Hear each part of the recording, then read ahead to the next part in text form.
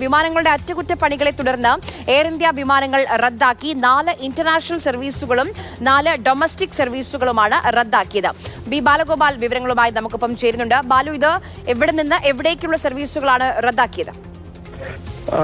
ഈ 4 ഇന്റർനാഷണൽ സർവീസുകളും 4 ഡൊമസ്റ്റിക് സർവീസുകളും ഉൾപ്പെടെയാണ് ഇപ്പോൾ എയർ ഇന്ത്യ റദ്ദാക്കിയിരിക്കുന്നത് എന്ന വാർത്തകളാണ് പുറത്തു വരുന്നത്. എയർ ഇന്ത്യയുടെ international service Dubai, Chennai, Delhi, Melbourne, Delhi, Dubai, Hyderabad എന്നീ സർവീസുകൾക്ക് പുറമെ പൂനെ, ഡൽഹി, അഹമ്മദാബാദ്, ഡൽഹി, ഹൈദരാബാദ്, മുംബൈ, ചെന്നൈ, മുംബൈ എന്നീ സർവീസുകളും റദ്ദാക്കിയിട്ടുണ്ട് എന്നാണ് അറിയിച്ചിട്ടുള്ളത്. ഇതിൽ പ്രധാനമായും ഈ റദ്ദാക്കുന്ന കാരണമായി പറയപ്പെടുന്നത് ഈ വിമാനങ്ങളുടെ അറ്റകുറ്റപ്പണി, അതുപോലെ തന്നെ മോശം കാലാവസ്ഥ, എയർ സ്പേസ് റെസ്ട്രിക്ഷൻ എന്നിവയ്ക്ക് കാരണമാണ് ഇങ്ങനെ വിമാനങ്ങൾ ഈ റദ്ദാക്കപ്പെടേണ്ട ഒരു സാഹചര്യം ഉണ്ടായിരിക്കുന്നതെന്നാണ് എയർ ഇന്ത്യ പുറത്തിറക്കിയിരിക്കുന്ന വാർത്താക്കുറിപ്പിൽ അറിയിക്കുകയും ചെയ്തിരിക്കുന്നത്.